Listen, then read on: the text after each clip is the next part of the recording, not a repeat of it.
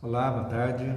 Estamos reiniciando o nosso estudo do livro A Caminho da Luz. Vamos encerrar hoje o capítulo 24. O Espiritismo e as grandes transformações, O Espiritismo e as grandes transições. E vamos agora ouvir e participar também mentalmente da prece para o início do nosso estudo.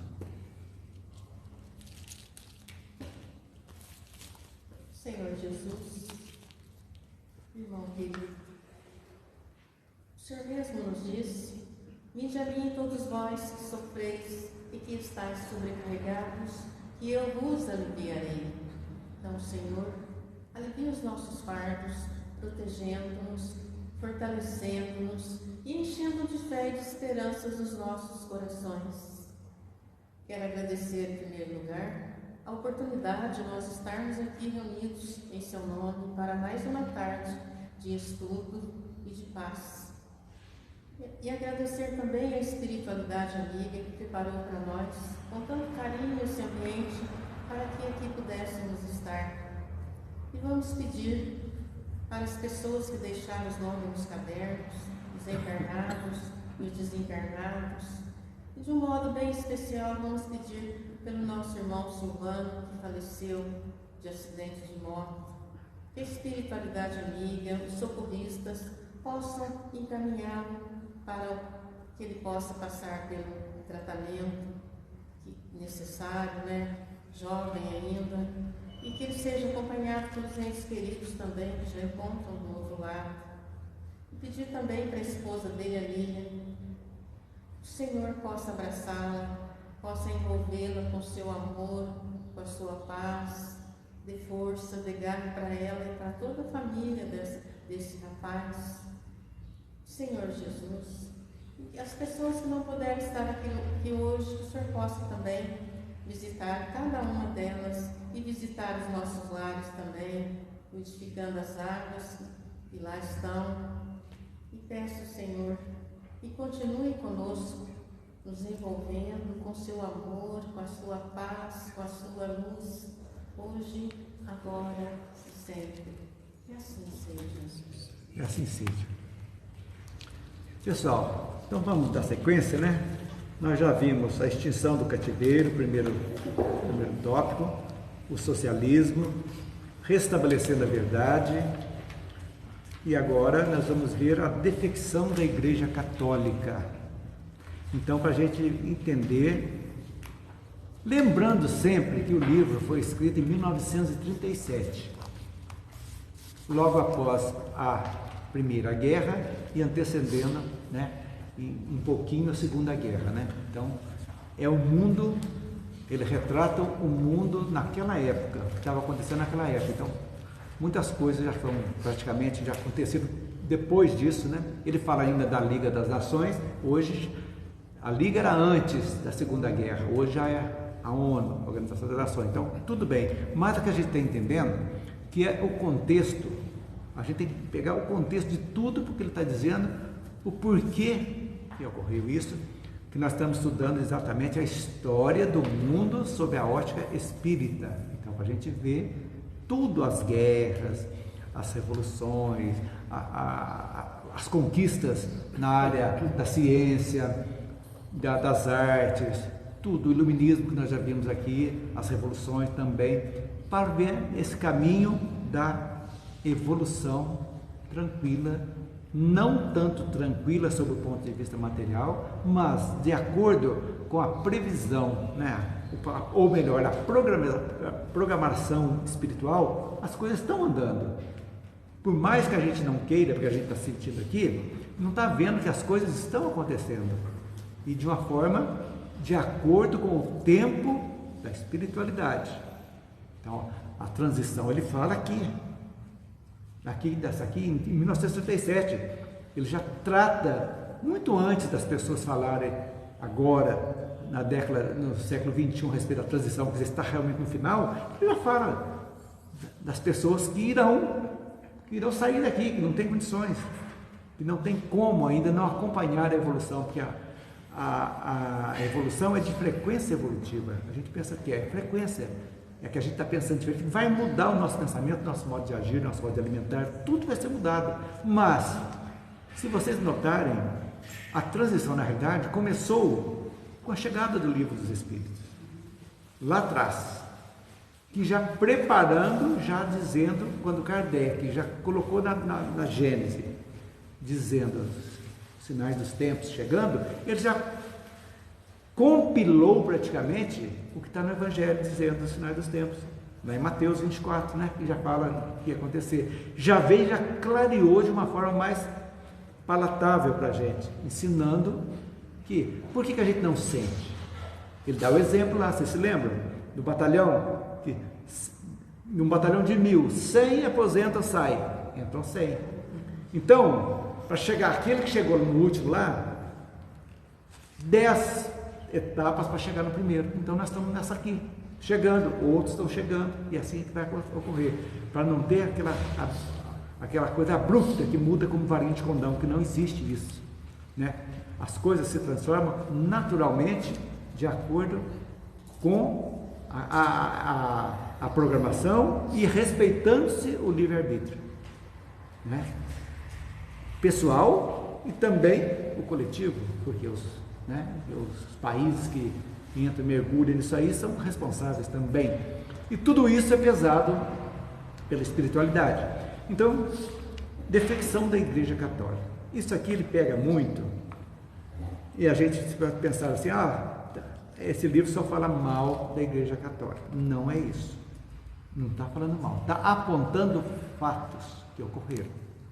Fatos comprovados da deturpação do cristianismo, que a Igreja realmente preferiu se aliar às forças temporais, né, para sobreviver e para usufruir materialmente do poder. Isso é um fato, que vocês, qualquer livro de história geral, se vocês forem ler lá, a juventude que está fazendo o Enem, vai falar disso lá, está tudo isso lá retratado pela história. Agora, nós vamos ver o que a espiritualidade teve a dizer sobre isso, está dizendo aqui. Então, começa lá no primeiro capítulo, né? Da infabilidade, no primeiro parágrafo, desculpe, da defecção da Igreja Católica no livro.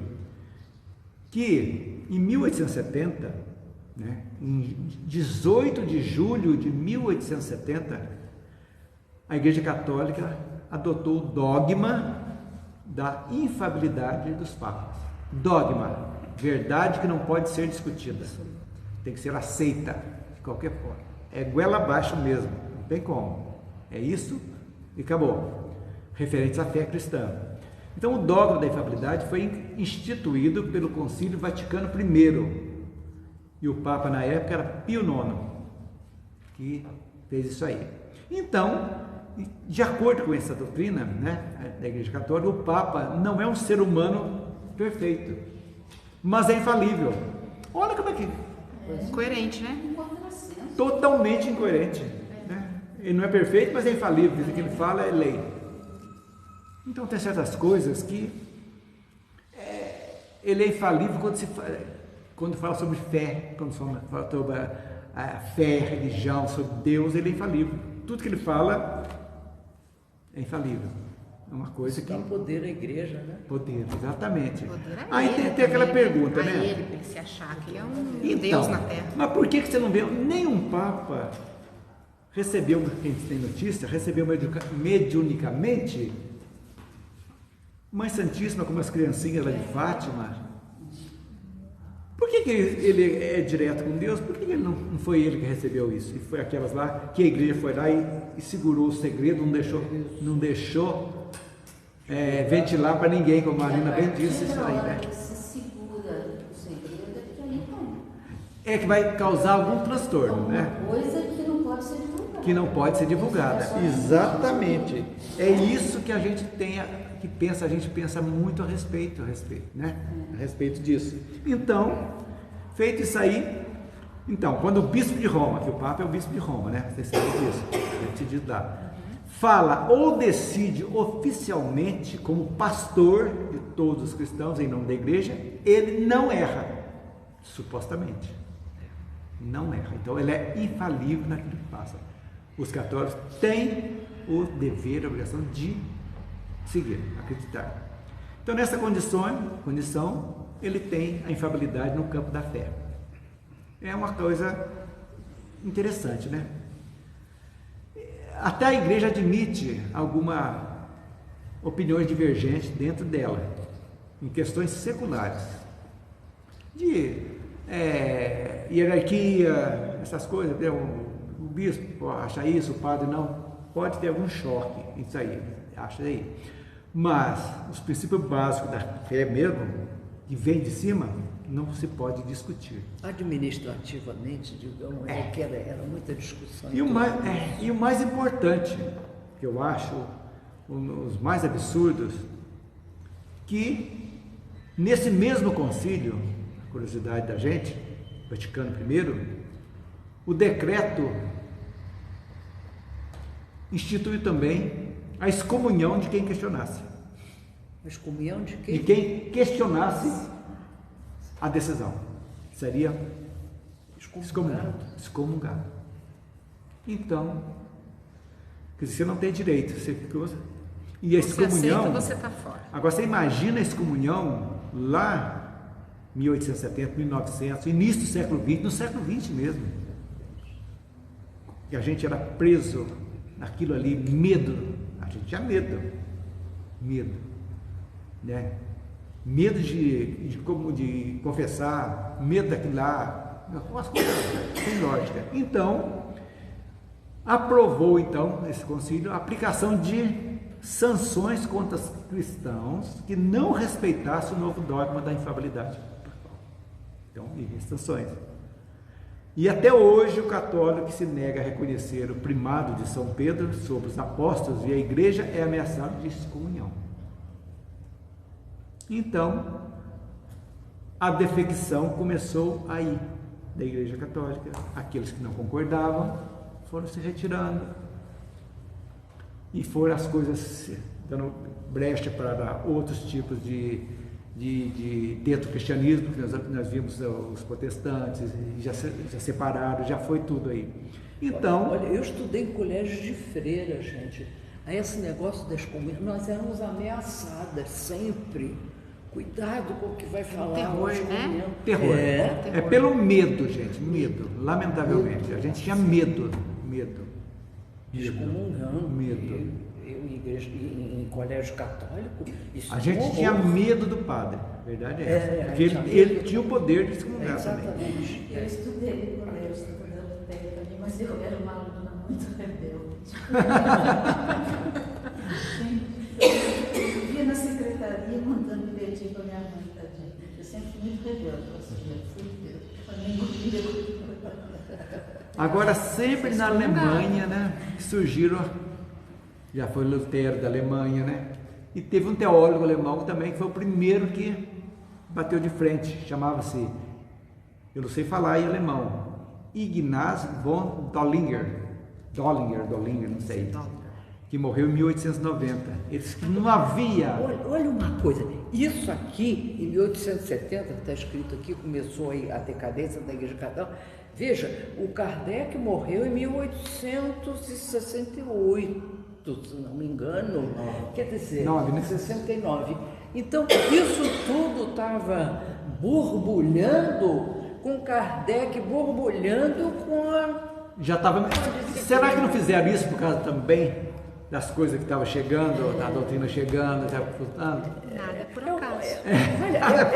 É o movimento do planeta. E isso é importante a gente estudar isso por um motivo que você falou no início, a gente saber que não é isso que nós vamos passar agora, talvez terceira guerra nuclear, etc. Já vem caminhando de muito tempo.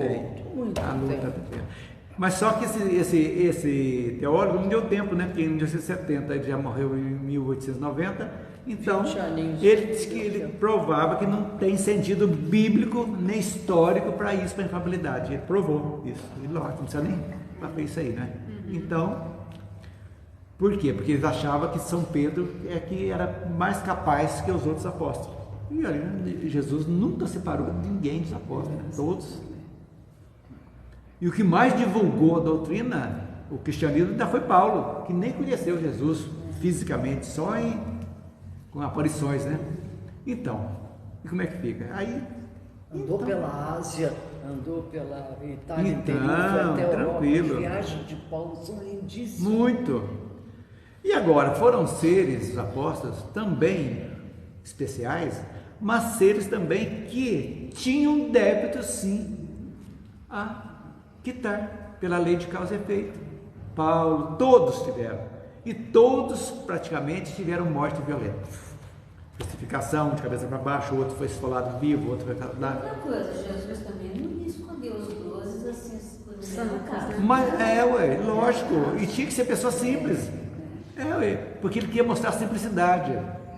Nada ele tinha capacidade, lógico, para fazer tudo ao contrário. Ele podia separar o corpo dele antes da morte, ele passou tudo, seguindo tudo. Por quê? Para deixar exemplo, para mostrar exemplificação. Então é isso que ele tem que falar. Então, feito isso, o Emmanuel está fantástico, né? No segundo parágrafo aí. Em vão o mundo esperou as realizações cristãs iniciadas no Império de Constantino. Pois é. Aliada do Estado, a Igreja Católica, vivendo à mesa dos seus interesses econômicos, a Igreja não cuidou de outra coisa que não fosse o seu reino perecível material. É mentira, gente? Não. É isso aí.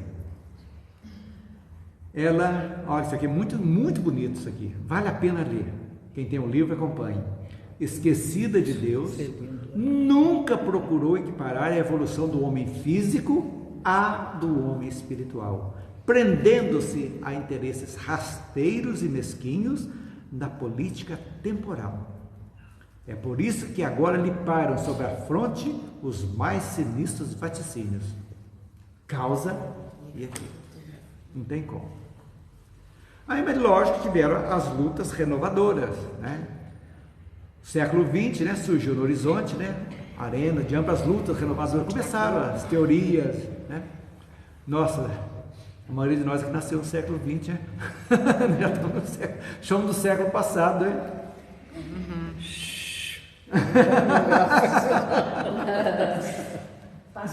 Passa o zíper, né? Seguindo. Vamos seguindo. Então, surgiram as primeiras teorias sociais, né? Já havia do socialismo e tantas coisas ali. Começaram as revelações do além-túmulo, chegando, vindo. E o espiritismo chegou, né?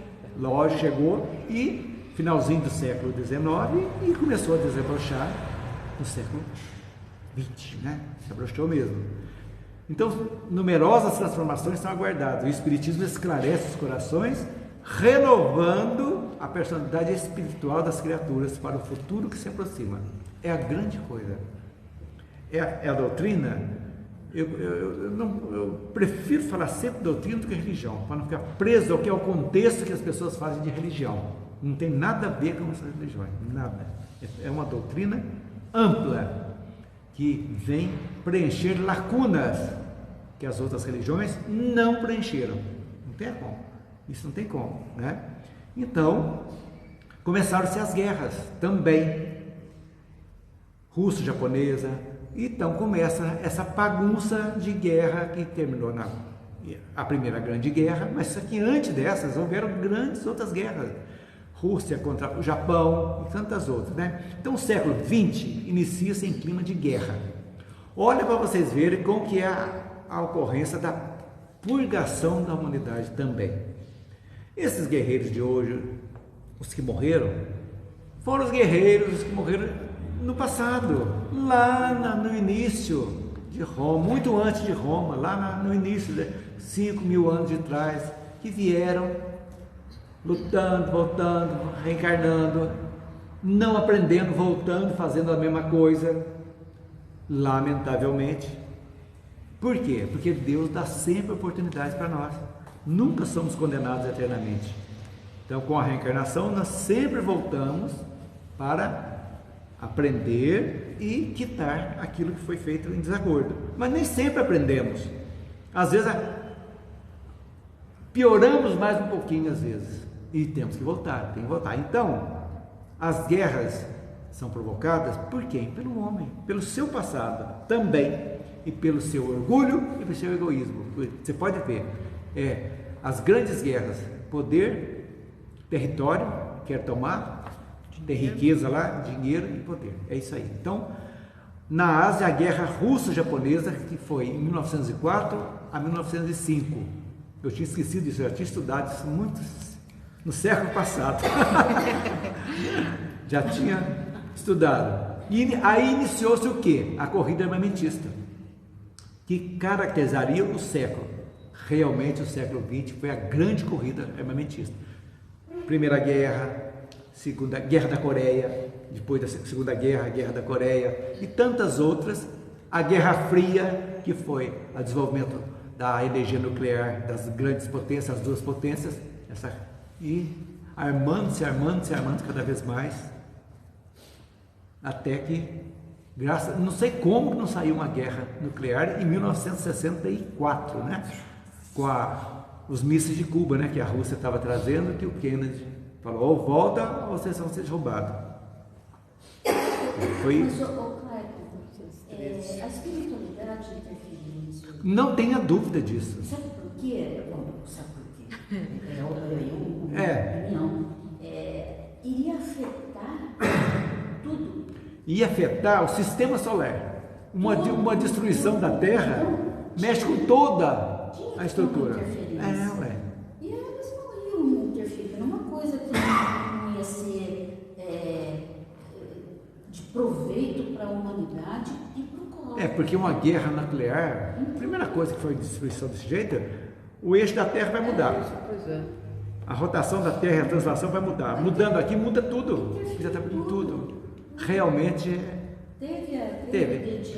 teve. E Emmanuel conta dessa história aqui para nós aqui também, da reunião que teve no espaço exatamente para tratar disso aí. Não, tá certinho. Então, duas grandes guerras nós tivemos no século XX. Disputando o território da Coreia e da Manchúria, os dois impérios se digladiaram com a vitória final do Japão, que passou a ser reconhecido como uma grande potência também. Encheu o ego e preparou-os. Vocês sabiam que na Primeira Guerra o Japão foi aliado do lado ocidental? Sim, no início. Na primeira. No início. Na Segunda Guerra, depois que ele ganhou da Rússia, tal dali, subiu também e juntou com Hitler e com Mussolini e fizeram o famoso eixo, né? As tropas do eixo contra todos. É isso aí. Então, em 1914, quando iniciou, olha as bobeiras que começou a Primeira Guerra. Vocês vão lembrar, vocês estudaram isso.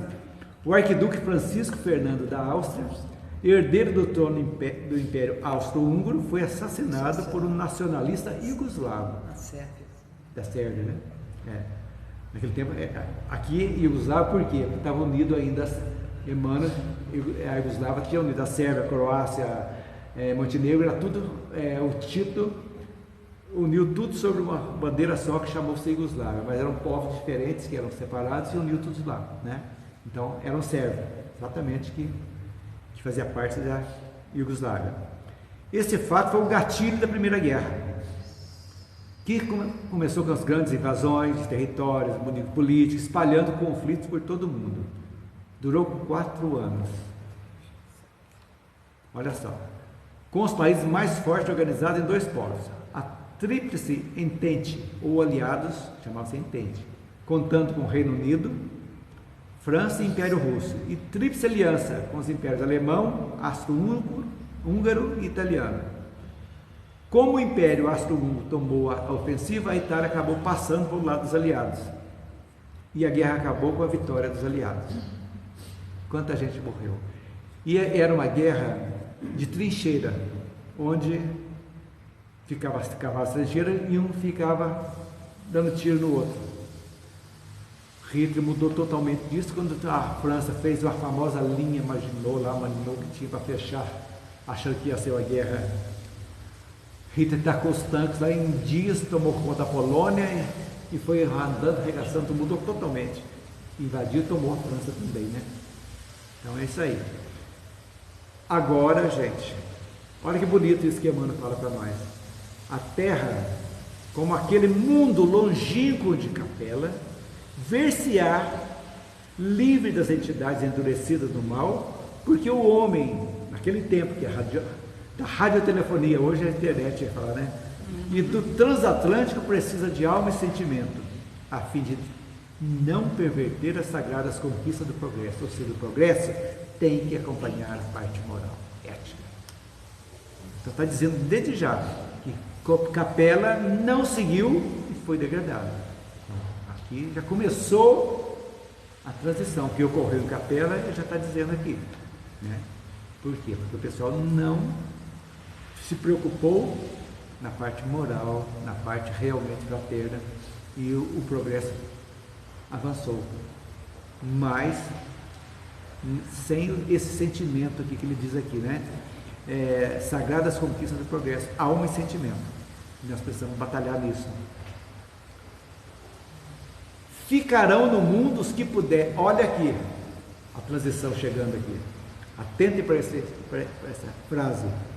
Ficarão no mundo os que puderem compreender a lição do amor e da fraternidade sob a égide de Jesus, cuja misericórdia é o verbo de vida e luz desde o princípio.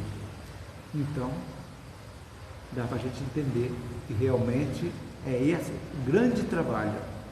Então, a Segunda Guerra foi uma tragédia muito pior. Morreram milhões de pessoas, né? Não só nos campos de batalha, mas nos campos de extermínio também, né? Foi uma coisa terrível, né? Os judeus, não só judeus, gente, os ciganos também foram muitos, todos aqueles povos, pequenos povos que eram contra, que Hitler achava que não eram puros da raça ariana, foram sacrificados. Esquece que a tragédia dos ciganos foi muito grande em relação à quantidade que eles tinham. E os judeus eram mais numerosos, mas foram mais de 1 milhão, ou mais de 1 milhão da raça dos ciganos, e foram também dizimados. Então a guerra iniciou-se, né, com a invasão das tropas alemãs em 1939, a Polônia. Foi coisa de dias a Polônia foi tomada, porque ninguém esperava.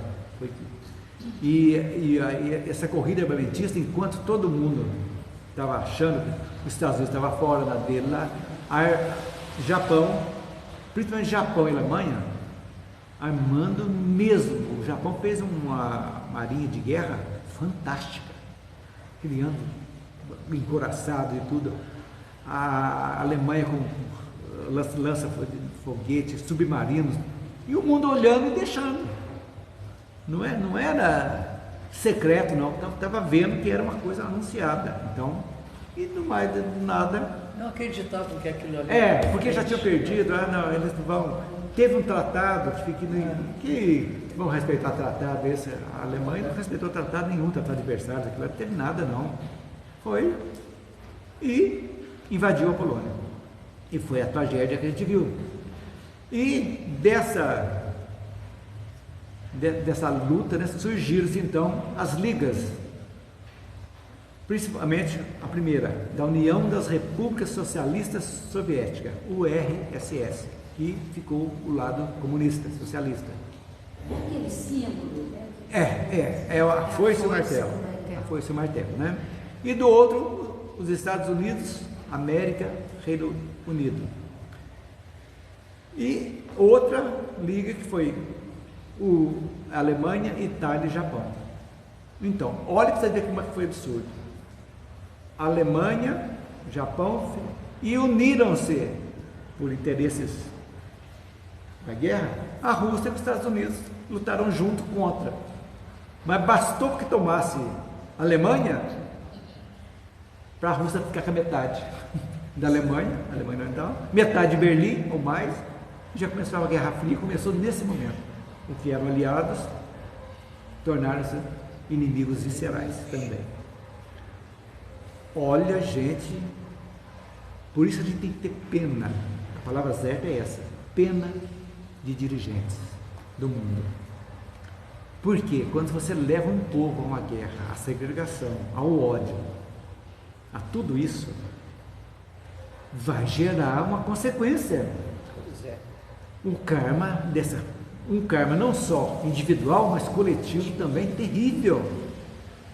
Que essas pessoas, pelo andar da carruagem, com certeza estão em umbrais grossos até hoje e não vão voltar para a Terra mesmo, não tem condições mais. Por quê? Tem que limpar muito, na verdade, aquilo que foi milhares de pessoas, milhões. Não tem assim uma possibilidade desses monstros, falando lá dos altos dirigentes alemães, voltarem num outro monstro? Mas mas o problema maior é que eles deixaram discípulos. Os grandes, esses que estão hoje, são discípulos. Sim. Que são influenciados pelos magos negros ainda, tendo na espiritualidade. Que hoje, alguns autores já dizem que não tem mais, já foram retirados da Terra, mas ficaram como se fosse uma doença, impregnado naqueles aqui ainda, entendeu? Eles não têm influência mais, mas estão tão maus que eles por si só se completam, sem a influência negativa ainda, por incrível que pareça. Então não precisam de ser reencarnados, eles estão aqui depois que... Não, esses não estão mais aqui, aqueles piores não estão. Horrorosos. Esses que ainda estão aqui, estou falando dos atuais. Esses não, com certeza não ficarão mais aqui. Por quê? Eles vão ter que ir para um mundo ainda deles, um mundo novo, ainda, podemos dizer pode ser até um mundo primitivo, às vezes, para uns, ou para um mundo de expiações e provas ainda mesmo terrível, porque a Terra vai evoluir. Então, esses não terão mais condições de ficar aqui. São as esferas espirituais. Por quê? Porque a essência, né, a frequência vibratória, é que eu disse para vocês, sempre existiu. Não adianta esconder, a nossa frequência que vai falar. Nós somos atraídos pela frequência. É igualzinho um imã, pegar o preguinho, encerrar aqui a agulha e puxar. Eu não quero, mas vai. Vai para aquele lado. Não quero, mas estou sendo puxado, né? Estou sendo puxado, eu não quero, mas está indo. Por quê? Não tem como. É a nossa frequência. Então, quando você começa a modificar a sua frequência, é um trabalho árduo, sim. Porque as coisas estão arraigadas dentro de nós de milênios. Né? Essas carinhas bonitinhas, né? Estão tudo de anjinho. Mas que fomos no passado? Que fomos? Né? Sabemos. Olhando para dentro de nós temos mais ou menos alguma coisinha, né? Que a gente sabe que não é tão santinhos, que não somos tão santinhos assim, como aparentamos, né? Faz parte. Mas então, é isso que vai nos mostrando, que eu acho bonita a doutrina, é isso. Que a lei de causa e efeito não gera um karma olho por olho, dente por dente.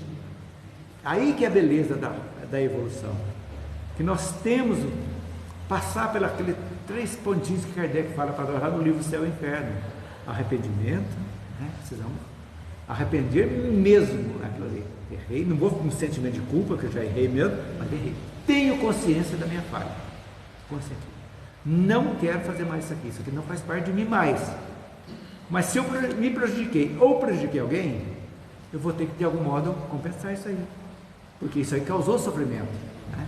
O sofrimento. E tem que reparar de alguma forma. Não tem que ser igualmente, ou pela mesma pessoa às vezes. Não.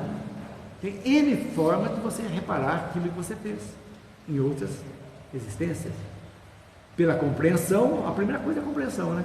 Você se arrepende, compreendemos e seguimos adiante. É isso que é importante a gente fazer. Então, lógico, o mundo foi melhorando. Aí foi criada, né, a Liga das Nações, que depois da Segunda Guerra foi transformada em Organização das Nações Unidas. Teve lá na frente, anterior, o Tratado de Versalhes, que deu muito prejuízo, tudo ali não seguiu. Mas o sentido da ONU, que às vezes ainda está desfigurado um pouco, pode estar por interesses do homem, mas o sentido era a fraternidade entre os povos. Foi por inspiração divina, sim, espiritual, para que as pessoas se sentassem depois da tragédia, das bombas de Hiroshima. Quer dizer, os japoneses perdendo não queriam se render. Então, foi preciso jogar uma, não se renderam. Com Hiroshima não se renderam. Foi preciso Nagasaki. Quer dizer, uma tragédia. Hiroshima foi 100 mil pessoas. Foram queimadas vivas ali. Coisa horrorosa. Então, gente, agora, tudo isso aí foram débitos coletivos, individuais, somados, que precisam ser quitados, de alguma forma. Só que a frequência da Terra tem um tempo, ela tem que seguir. Como diz a nossa Gaia querida, que é a Terra, né? Chamamos de Gaia, que é a vida da Terra, ela tem que fazer. Por quê? Porque a Gaia vai mudar de frequência, os animais vão mudar de frequência também, as plantas vão mudar também, tudo isso aí vai compor um novo planeta, com outra frequência, com outros gostos, com novas prioridades. Então, isso que vai, os nossos netos vão usufruir mesmo. É isso aí. E o papel da América? América e o futuro, né? Então a América foi descoberta entre aspas, sempre existiu, mas foi no momento exato já de preparação para este milênio, para o terceiro milênio. Como diz Emmanuel, né? O cérebro na América do Norte, o coração na América do Sul, exatamente para servir de bússola para o mundo, bússola ou amparo para a Europa, a Ásia, destruídas, jogadas no chão. Hoje, só o Brasil já alimenta praticamente 1/4 da população, produção do Brasil. É isso aí. Então, as coisas estão andando. A gente, essa experiência, então, que foi esse determinado da América, foi exatamente. E talvez, olha para vocês verem, se os Estados Unidos não tivessem entrado numa guerra, nós estaríamos sob outro patamar. A Alemanha estava aí, uma ditadura, uma coisa terrível, nós estaríamos, quem garante? Né? Dividir o mundo em 3, uma parte fica para a Itália, outra parte para a Alemanha, outra parte para o Japão, e aí? Inclusive tem uma série, se não me engano, na Prime Video, que conta essa história, é O Homem do Castelo, parece, coisa assim, que conta a história como se tivesse o Japão ganho a guerra. Como seria se o Japão tivesse ganho? E tomado conta dos Estados Unidos. Interessantíssima essa série. É uma coisa de castelo que fala assim, muito interessante, na Amazon, muito interessante. E a gente não sabe. Por quê? Pela dureza deles, ia ser isso. A gente ia ser escravo, né? Então, as coisas estão indo devagarzinho. Então, a América tem sim um objetivo no seu planejamento espiritual do planeta. Então, esse esforço de paz, querendo ou não, os Estados Unidos tornou-se um xerife do mundo, ajudando ou fazendo barbaridade, mas o sentido foi de apaziguar. Hoje, por exemplo, já teve tratado, se não me engano, foi na era do Reagan, que fez um tratado de paz, mais ou menos, de limitação de arma nuclear com a Rússia, mais ou menos. Então, e Emmanuel, então, fechando para a gente saber o papel da América, ele diz que a América tem um papel muito importante para desempenhar na construção de um mundo mais justo e equilibrado. Ele acredita que a região tem uma riqueza natural e cultural única do mundo. É um continente novo, né? Olha o Brasil, gente, o nosso subsolo, muita coisa nós não sabemos que tem ainda. Minerais novos que vão revolucionar tudo. Grafeno, nióbio, tem tudo nós temos aqui. Então vamos lá. Você já prestou atenção quando surge algum comentário, alguma notícia sobre escavações para procurar alguma coisa, não acha? Porque não chegou agora, senão o povo vai fazer Não, tudo tem sua hora. Tudo tem sua hora. Esse manancial de coisa boa. Tudo. Lá para baixo. Mas precisa melhorar a qualidade dos nossos povos. Lógico. Nosso povo precisa melhorar. Assim, ter essa responsabilidade, não só para conosco, para a nossa família, mas para o nosso país também, para o nosso planeta. Tem que mudar. Mas para isso tem que as pessoas entenderem que dizem, né, que você vê o caráter de uma pessoa, dá-lhe poder, né? Seria exatamente o contrário. Com o poder que eu vou externar tudo de bom que eu aprendi para dividir, para que todos possam servir. É utopia? Pode ser, mas não é utopia. É o objetivo nosso. Exatamente esse. Né? A gente entende. Então, essa riqueza natural e cultural que vai poder ser usada de forma sustentável para beneficiar não só nós, americanos, né, mas também o mundo como um todo. Isso já é a palavra de Emmanuel.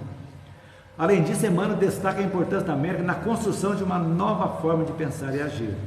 Segundo ele, a região tem uma energia vibrante e uma capacidade de inovação que podem ser utilizadas para criar soluções criativas e eficientes para os problemas que o mundo enfrenta atualmente. Os grandes Nobel, você pode ver, norte-americanos, ganham prêmios Nobel de uma grande maioria, né? Ele acredita que a América tem um papel fundamental na construção de uma nova consciência coletiva, baseada na solidariedade, na responsabilidade e no respeito à natureza. Nessa solidariedade, eu acho que o Brasil praticamente é um país abençoado que recebe todas as pessoas do mundo inteiro em situações críticas. Sempre a gente vê, recebemos os italianos que estavam praticamente passando fome na época, no início do século XX, japoneses, a mesma coisa, vieram para cá, os europeus que ajudaram a nossa formação cultural e econômica, recebemos refugiados de todos os países em guerra, por tragédias. Tem um pouquinho do mundo inteiro. Do mundo, isso é a coisa mais linda do mundo. Nós podemos dizer que nós não temos uma raça 100% branca, não existe. Ela, graças a Deus, é miscigenada, graças a Deus. Temos sanguinho do índio, do negro, do europeu, tudo. Bendita a hora. Então isso aí isso aí fomenta o Brasil realmente como um lugar de destaque no terceiro milênio. Não tenho dúvida disso. É um povo amoroso. Muito, nós somos solidários. Tem uma crise, gente, você vê. Uma vez no Rio de Janeiro, aquela tragédia, de Pouso Alegre, que saem caminhões de alimentos, de roupa, de remédios, de tudo. Nós somos extremamente solidários. Isso é muito bonito, isso aí, gente. Realmente estamos devagarzinho nos tornando o coração do mundo e a pátria do Evangelho. Isso é uma evolução espiritual. Mas ué. Muito, muito, muito mesmo. Então, Emmanuel disse, mas para que isso aconteça, nós, os habitantes da América, precisamos assumir a responsabilidade por nosso próprio destino. E passa pelo pessoal. Nós nos transformamos, somos pessoas boas, fraternas, solidárias, porque nós somos o Estado, nós somos o país, cada um de nós. Por isso que quando um se transforma, e com exemplo, outros vendo se transformando, de repente se transforma todo um povo, toda uma nação se transforma. É desse jeito, através da transformação pessoal. É isso que a gente tem que pensar, sempre. Então, Emmanuel destaca a importância da educação fundamental, né? E da conscientização, da compreensão da vida, do todo. Por que você está fazendo aqui? É para você ter dinheiro, explorar os outros, tudo, se você ficar rico, para que você vai levar? Ou o dinheiro que você ganhar, você vai não distribuir o dinheiro, mas propiciar através dele coisas boas, úteis à sociedade? Essa é a função do dinheiro. É isso aí. Não é jogar dinheiro, não. Quem joga dinheiro só o Silvio Santos lá. Quem quer dinheiro? Não. É oportunidades de crescimento das pessoas. É isso que é importante.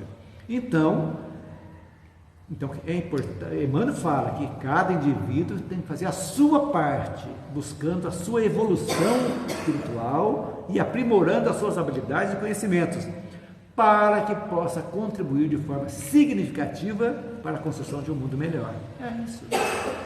Eu tenho a responsabilidade. É a mesma coisa, né? eu vou jogar o lixo porque eu não vou varrer, não é problema da prefeitura. Não, não é problema da prefeitura. É você se conscientizar, colocar o teu lixo, limpar a frente da tua casa, colocar na lixeira, que a hora que o caminhão passar para pegar. Fazer a sua parte. É isso aí. Porque reclamar é muito fácil. Xingar é muito fácil. Mas é complicado. A gente tem que sempre se colocar no lugar do outro. Não tem a ver, mas tem. Eu acho interessante, às vezes, quando passa reportagem no jornal, da população reclamando daquele terreno vazio que está sujo, cheio de lixo, cheio de tudo. Mas quem jogou? Quem jogou? Pois é. Né? Complicado. Aí a prefeitura vai lá, limpa, daqui a pouco começa Gente, um joga olha, outro joga o dois, daqui a pouco já está cheio de novo. Ali perto do estádio, vocês estão vendo que estão fazendo uma terraplanagem ali, perto da DIC 2, nossa, DIC 1, ali. Estão aterrando tudo. Passem lá, onde eu vi, estão jogando lixo lá. Ai, gente, que horror. Lixo, de caminhãozinho, chega e joga lixo ali. Sendo que nós temos um aterro sanitário, temos o pessoal que recata, que pega, certo? Mas por quê? Você tem que fazer a construção, você tem que alugar uma caçamba que vai dando direito. Você tem um imóvel velho, a prefeitura tem carta treco. Só ligar para lá, eles agendam o dia e o horário para buscar aquele imóvel que você não usa mais. Eu já usei isso aí. Já usei. Amanhã, 7h30 tá aí, tá lá. Eu vim buscar aqui. Não, mas jogam na rua. E aí depois vai cobrar a prefeitura que não limpa a rua. Quando não joga no rio. Joga sofá no rio, tudo aí vem enchente. Pior ainda. A prefeitura que é culpada. É isso aí. É aí que eu falo que a conscientização passa por isso. Então, aí voltando-se, olha que interessante. 37, Emmanuel escreveu o Emmanuel. 38 é esse aqui, Caminho da Luz. 38, Humberto de Campos também escreveu o livro Brasil, Coração do Mundo, pelo Espírito Humberto de Campos e Chico Xavier. Tudo preparação. É uma tríade de livros famosos ali, que veio para a gente mostrar. Que mostrando a missão nossa. Aí, Emmanuel traz daqui a visão da América. Vem Humberto de Campos e mostra a missão do Brasil, que faz parte da América. Quer dizer, vem complementar aquilo que Emmanuel está falando para nós aqui. Né? E diz aqui, mostrando a missão da nossa pátria, informando que o reino de Deus foi retirado daquele povo e entregue ao povo brasileiro. Saiu lá da Europa e veio para cá. Esse é o destino espiritual do Brasil. Ele diz: Jesus transplantou da Palestina para a região do Cruzeiro a árvore magnânima do seu Evangelho. É o Evangelho redivivo, primitivo. É isso que a Igreja Católica desvirtuou. O cristianismo primitivo. Então, dos livros de Humberto de Campos, Espírito, Brasil, Coração do Mundo, Pátria do Evangelho, é o único que possui prefácio amoroso de quem? De Emmanuel. Emmanuel fez o prefácio. E Emmanuel sempre faz prefácio do Chico Xavier. Sempre, né? Mas do Humberto de Campos é um... Agora eu vou ler o prefácio para vocês verem que bonito, que um dia que nós vamos estudar o livro aqui, nós vamos ler de novo. Então, olha o que Emmanuel disse de prefácio do livro. Esse trabalho se destina a explicar a missão da terra brasileira no mundo moderno. Humboldt, visitando o vale extenso do Amazonas, exclamou extasiado que ali se encontrava o celeiro do mundo.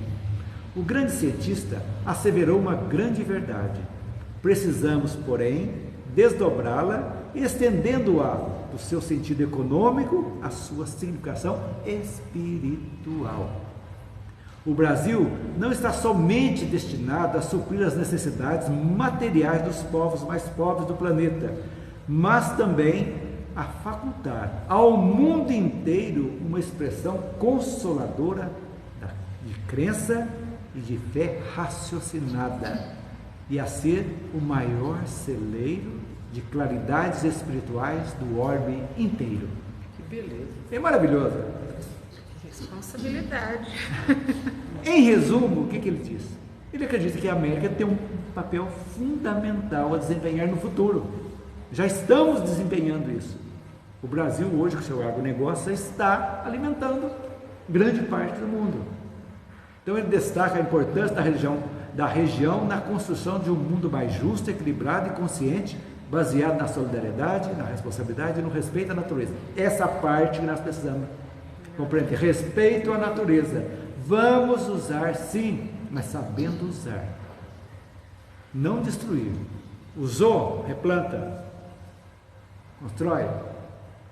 Conscientização.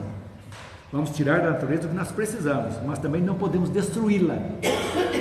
Isso que é importante, né? Para isso é preciso que os habitantes da América assumam a responsabilidade pelo seu próprio destino, buscando a evolução espiritual e aprimorando suas habilidades e conhecimentos. Se todos fizerem a sua parte, estaremos realmente muito bem. Então, cada um faça a sua parte. Estamos no finalzinho agora, no último tópico, que vem falar sobre Jesus. Não vamos entrar muito aqui, que Emmanuel está contando a história, praticamente, da corrida armamentista, que ele vem falar para nós, que começou no século XX, que ele fala aqui desde a batalha do Porto Arthur. O que é isso aí, gente? Porto Arthur foi onde deu início à guerra da Rússia com o Japão. Então, a batalha de Porto Arthur foi a batalha inicial da guerra russo-japonesa. Ela começou com um ataque noturno de surpresa por esquadrão de contra-torpedeiros japoneses contra a frota russa que estava ancorada em Porto Arthur. E continuou na manhã seguinte. Olha para você ver. Poder, por causa de ilha, por causa da Manchúria, aquele negócio lá, brigando. Então, a indústria bélica, a partir de então, começou a todo vapor. Primeira Guerra. Depois da Primeira Guerra, então, o negócio acentuou mesmo. E aí, Emmanuel pergunta, num dos itens aqui, que ele fala em face do Moloque do extremismo. O que é Moloque? É um deus pagão, um demônio na tradição cristã e cabalística. Então ele diz aqui, ó, vem obrigado a grandes programas de rearmamento em face do Moloque do extremismo. O que é o Moloque? É aquele deus pagão que incentiva as pessoas às coisas ruins, né? Para a gente entender.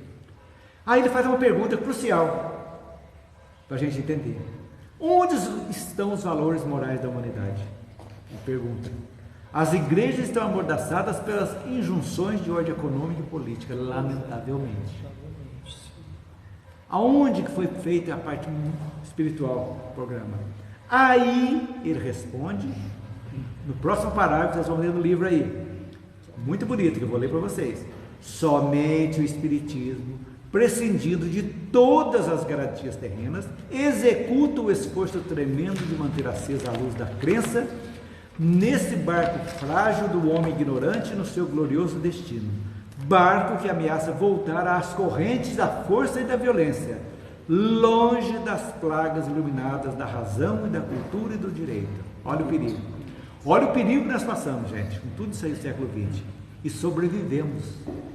Isso é muito importante.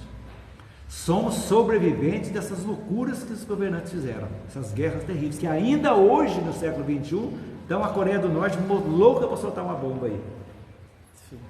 E hoje o grande perigo não são a China e nem a Rússia, é a Coreia. Porque eles são totalmente complicados. Do norte. É, a Coreia do Norte. O Baixinná é totalmente sem noção. O único que segura ele um pouco é a China. Os espíritos ruins continuam. É o que eu estou falando. É esses aí que não tem jeito mais. Aí vem... Ficou daqueles. Que vieram, não para serem os que são, vieram exatamente, foi dada a última chance para eles. Saddam Hussein, Putin, todos esses que correram por aí, Popote, Maduro, Chaves, todos esses que estão fazendo isso aí, vieram sim, assumiram um compromisso lá de voltarem para exatamente fazer o contrário, se redimirem. Mas chegou aqui, esqueceram-se, o poder subiu, a minha mesa estando farta, que se dane o resto. Que como os animaizinhos, cachorro, gato, estão lá, a minha está perfeita aqui. E aí? E lá no umbral grosso, que chega lá, que vai comer barro, não tem o que fazer lá? A pergunta. Pois é. É isso que a gente tem que pensar. Se eles soubessem um pouquinho da doutrina espírita e compreendessem, o mundo hoje estaria, nós já estaríamos, no mundo de regeneração há muito tempo. Mas, infelizmente, né? Aí vem a definição de Jesus, gente. Isso aí, quem está no livro aí, grife isso aí que é muito importante. Jesus é o seu único diretor no plano das realidades imortais. E agora que o mundo se entrega a todas as expectativas angustiosas, os espaços mais próximos da Terra se movimentam a favor do restabelecimento da verdade e do caminho da nova era. E aí fala da necessidade que viram que o mundo estava indo para um buraco. E aí fala que Emmanuel já prepara que vai ter um conclave de espíritos. Jesus chamando, né, uma reunião famosa. O que nós vamos fazer com essas tranqueirinhas que estão habitando lá, esse planeta aqui? Eu tenho trabalho danado para criar. O que nós vamos fazer com eles? Na escola a gente chama de estudo de caso. Estudo de caso, vamos estudar. Aí Emmanuel pergunta aqui: o que resultará nesse conclave dos anjos do infinito? Deus o sabe. E aí, em 1986, Chico conta para nós que já houve esse conclave. Então vale a pena ler para vocês. Ele fala: estou informado que essa reunião que Emmanuel fala, de fato já ocorreu. Ela se deu quando o homem finalmente ingressou na comunidade planetária, ou seja, deixando o solo do mundo terrestre para pisar pela primeira vez no solo lunar. Então foi em 1967, houve esse conclave sobre... Você falou 86, 1967? Que foi que o homem chegou na Lua. Então, quando deixou o solo, então agora está preparado, já tem máquina para chegar na Lua. O homem, por seu esforço próprio, conquistou o direito e a possibilidade de viajar até a Lua, fato que eu falei 67 para 69, desculpa. Fato que se materializou em 1969. Não foi 67, 69. Naquela ocasião, o governador espiritual da Terra, que é Jesus Cristo, ouvindo o apelo de outros seres angelicais do nosso sistema solar, não é só da Terra, convocaram uma reunião destinada a deliberar o futuro do nosso planeta. É que depois de muitos diálogos e debates entre eles, foram dadas diversas sugestões. Olha que interessante. E ao final desse celeste conclave, a bondade de Jesus decidiu conceder uma última chance à comunidade terráquea. Vocês lembram? Não será em 2019? Tem um filme, Aonde está isso tudo escrito? Tem nesse documentário, não será em 2019. Tem lá esse conclave. Então, essa moratória foram de 5 anos. Então, todas as injunções kármicas previstas para acontecerem no final do século XX foram suspensas pela misericórdia dos céus, para que nosso mundo tivesse uma última chance de progresso moral. Ou seja, a guerra ia explodir mesmo e ia destruir. Por que diz aqui que os anjos do sistema solar? Por quê? Porque falamos no começo que uma eclosão na Terra, uma destruição da Terra ia abalar todo o sistema solar. Ia complicar a vida de outros planetas também. Então, Jesus deliberou conceder uma moratória de 50 anos à sociedade terrena, que iniciou-se no dia 20 de julho de 69 e findou-se em julho de 2019. Por isso não será em 2019. Ordenou Jesus, então, que seus emissários celestes se empenhassem mais diretamente na manutenção da paz entre os povos e das nações terrestres, com a finalidade de colaborar para que nós ingressássemos mais rapidamente na comunidade planetária do sistema solar, como um mundo mais regenerado ao final desse período. Algumas potências de outros órgãos do nosso sistema solar recearam a dilatação do prazo extra, então foi que Jesus disse, em sua sabedoria, resolveu estabelecer uma condição para os homens e as nações de vanguarda. A condição. Qual seria essa condição?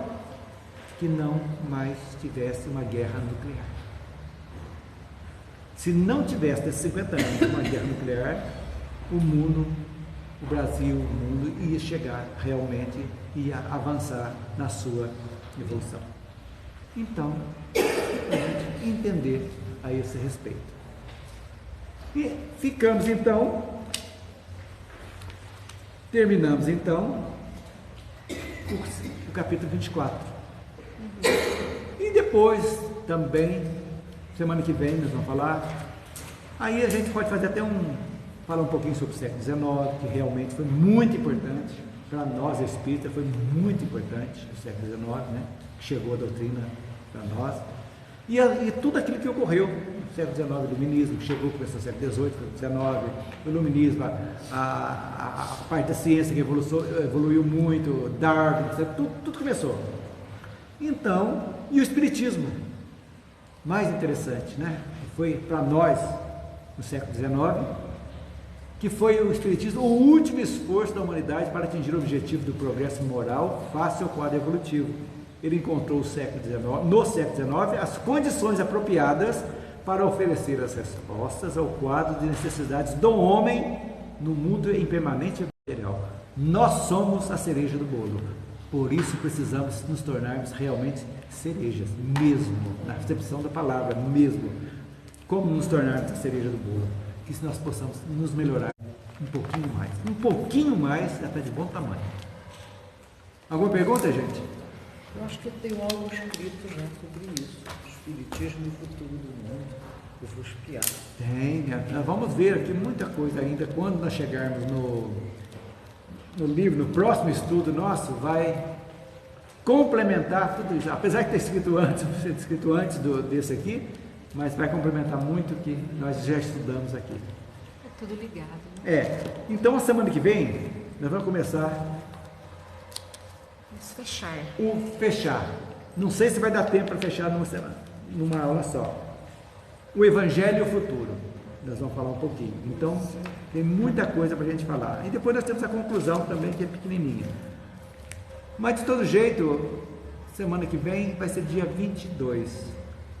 Se não der, 22, depois mais 7, eu acho que talvez, comecinho de julho, nós iniciamos o nosso novo estudo, com certeza. Primeira quinta-feira de julho, nós vamos iniciar. Se der para a gente terminar, a gente na última semana de junho, nós... Que é 29. Nós iniciamos lá. Se não, em começo de julho. Ok, gente? Combinado. Então, combinado. Vamos lá, vamos encerrar. A todos uma boa tarde e até semana. Então vamos fechar os nossos olhos e agradecer a Deus pela oportunidade de estar aqui novamente, estudando, conhecendo, evoluindo. Vamos agradecer aos nossos irmãos benfeitores que prepararam esse ambiente. Vamos receber essas boas energias que aqui está.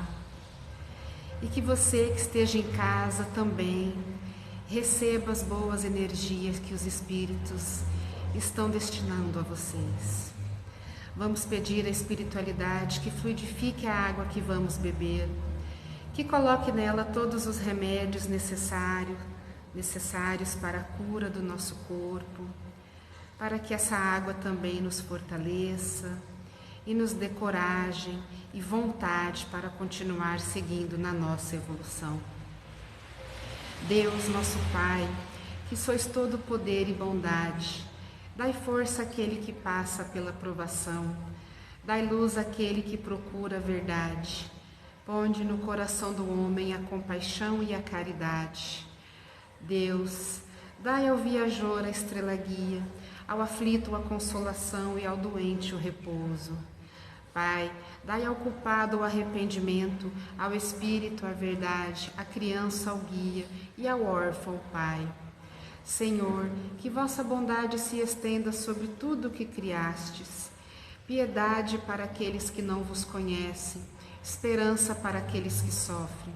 Que vossa bondade infinita permita aos Espíritos Consoladores derramarem por toda parte a paz, a esperança e a fé. Deus, um raio, uma faísca do vosso amor pode abrasar a terra. Deixai-nos beber nas fontes dessa bondade fecunda e infinita, e todas as lágrimas secarão, todas as dores se acalmarão. Um só coração, um só pensamento subirá até vós, como um grito de reconhecimento e de amor.